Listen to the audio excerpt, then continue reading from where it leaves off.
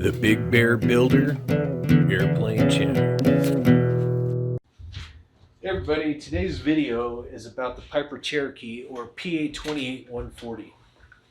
What makes it such a good first airplane? Really, I think it's about its cost and the entry for an entry level airplane. It's a very reasonably priced plane. I think you'll find that a Cessna 172 of the same era is about $10,000 more, and the performance is very similar between the two airplanes. A Beechcraft Musketeer is probably going to be a little bit more expensive as well, and less of them produced and higher maintenance costs. So there's a nice niche in the market for the PA-28140. That being said, I like all of those airplanes, and when I was shopping for an airplane, they were all on my list, and the best deal that came up is what I would have taken. If I had found a Cessna 172 that was in good condition and the price was right, I would have bought it. So I ended up with this Cherokee because it was a good deal and it was a nice airplane. So that being said, it's not the only good entry airplane, but it is a good first airplane. I'm going to go over some of the stuff that has changed in the model. The first year it was introduced was 1964, and in 1964 it had a gross weight of 1,950, which after the weight of the airplane was maybe a useful payload of around 600 pounds. But the very next year they raised the gross weight to 2,150, and that left you about 800 pounds of useful load. So for me personally, I prefer a 65 or newer PA-28140 to have that, better weight lifting capacity. In 1969, they came out with the throttle quadrant and six-pack arrangement.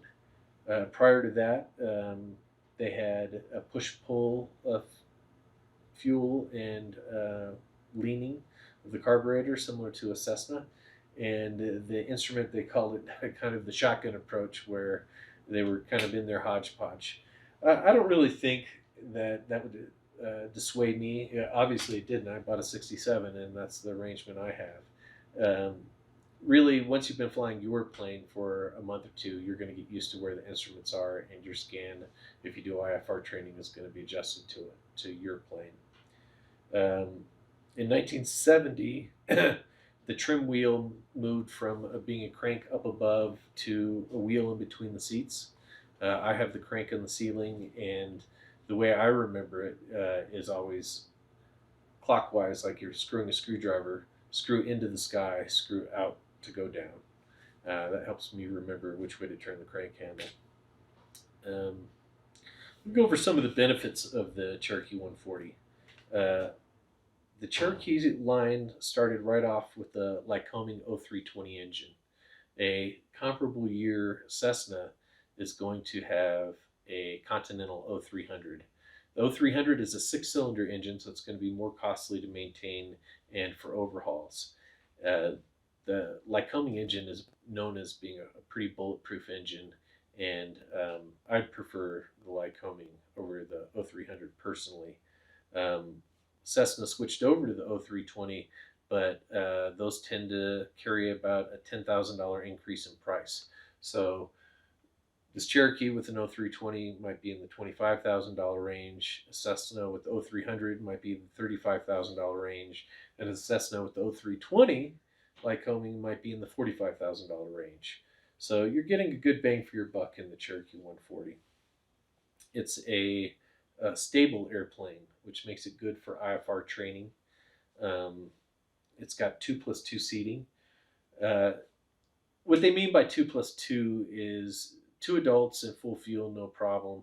But if you add a third adult, you're going to have to check your fuel, reduce the amount of fuel you have in the plane. I really don't think you're going to get 4 adults in the Cherokee 140. If you do, it's going to be a really short flight. The back seats are pretty tight, so I don't think full-size adults are going to be very comfortable in the back seat. Maybe 2 adults and a teenager, or 2 adults and 2 kids would be fine in Cherokee 140. A lot of times, I think when you get a plane, you think you're going to be flying with people all the time, and I think about 90% of the time it ends up just being a pilot solo. But if you need more capacity than that, then it's probably not the plane for you. It's got very forgiving flight characteristics. It's an easy flying airplane. It's got a mushy stall. It carries 50 gallons of fuel, so you can fly a nice stretch with it. 10,000 of them were built, so there is a lot of Cherokees out there, and parts are readily available, and used parts are readily available. The insurance costs are very low on the Cherokee 140. I've got about 300 hours, and my insurance is about $600 a year, which is pretty reasonable. Maintenance costs are pretty reasonable, and annuals are reasonable. There's a lot of upgrades that can be made to the Cherokee 140. You can add cylinder head temperature and exhaust gas temperature gauges or full engine monitoring equipment.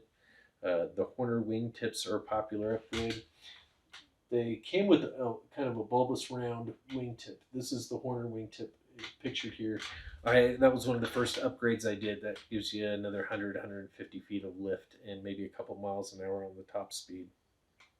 There's wheel pants additions that can be added that cover up the brakes on you add them to your existing wheel pants, and that can give you maybe another 8 miles an hour or so. There's flap and aileron gap seals that will give you another 100 feet of lift or so.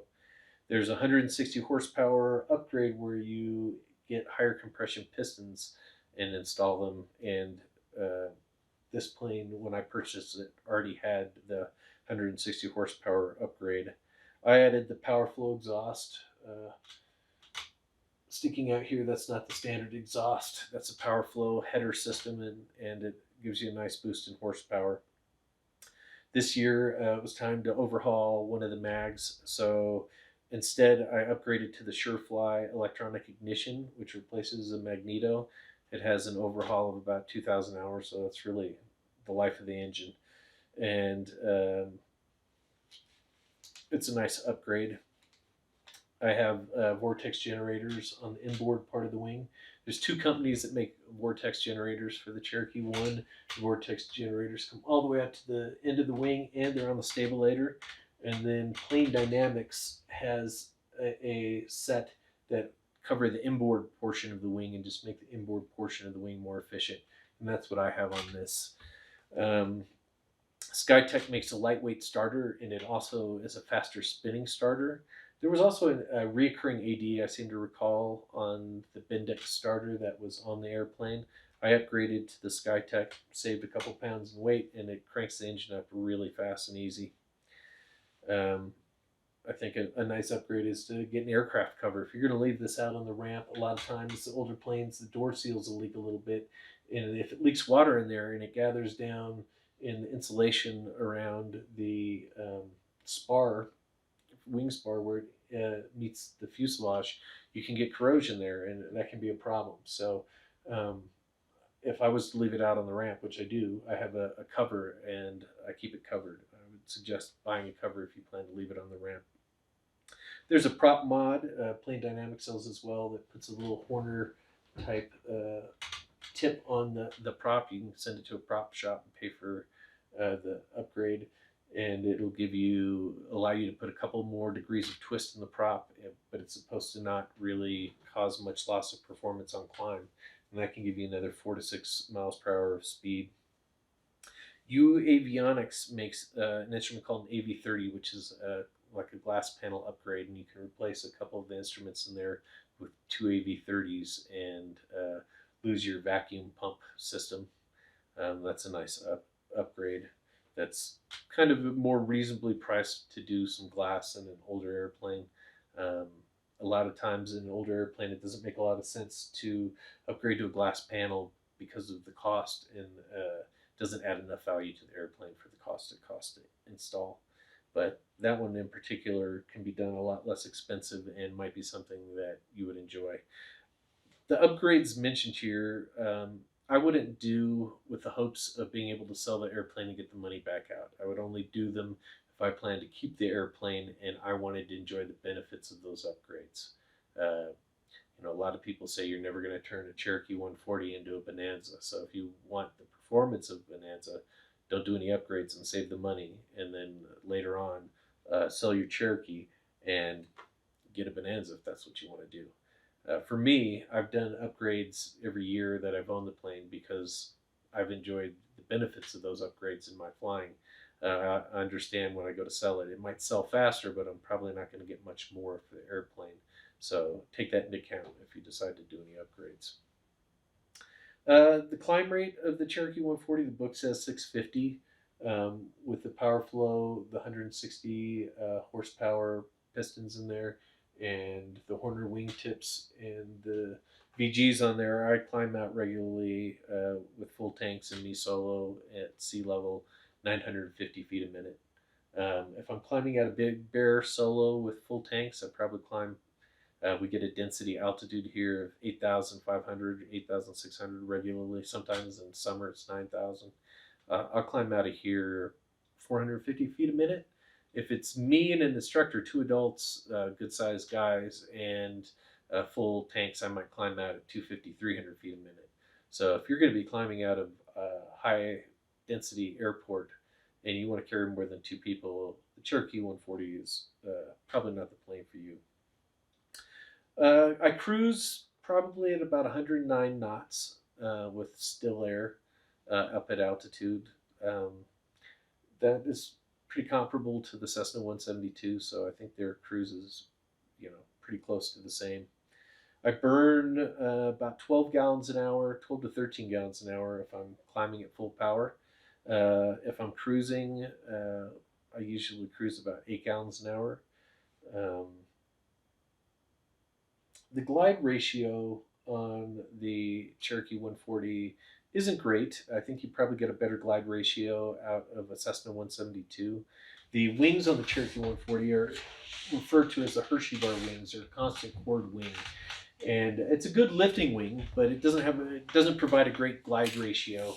It bleeds off power pretty fast. So if I'm coming in and doing a power off landing, a lot of times I'll carry an extra 10 miles an hour of speed so that when I rotate, I have a little bit of time to get the nose pointed nicely and get ready for it to set down.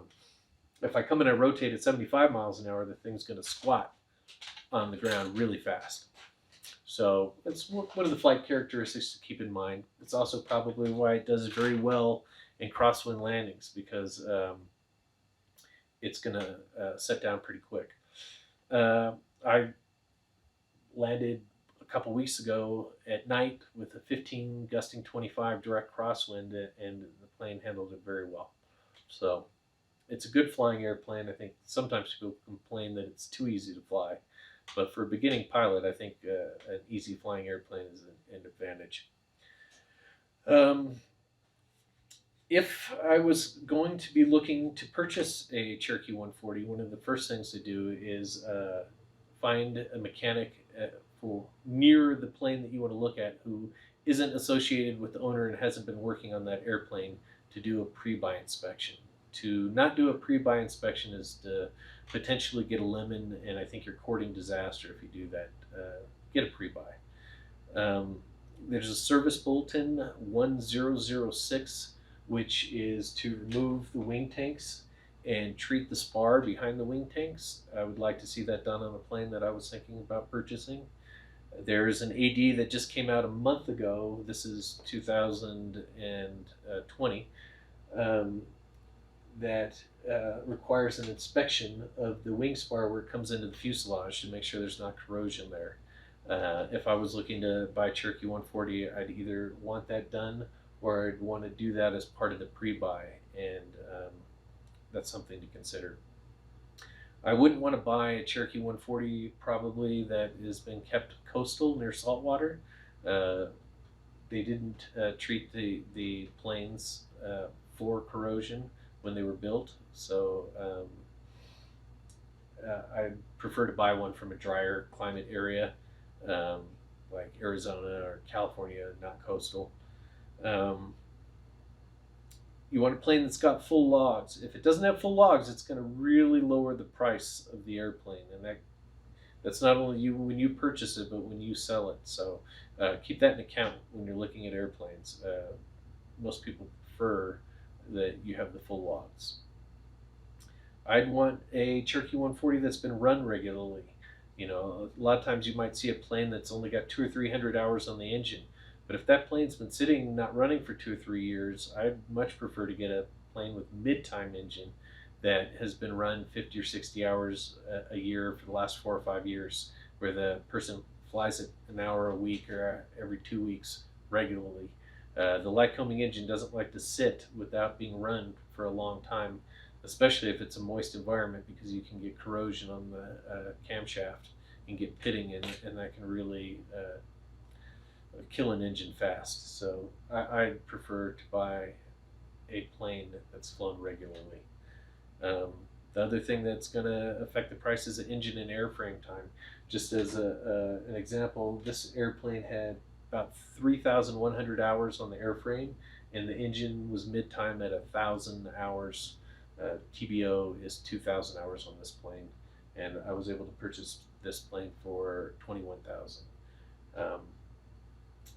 So I really think that the Cherokee 140 is a good price point and a nice airplane and a good flying plane, and would be a good first airplane for a lot of people. Um, if this video has helped you in your consideration of a Cherokee, please subscribe and click the like button. It helps out with me knowing how many people these videos are reaching.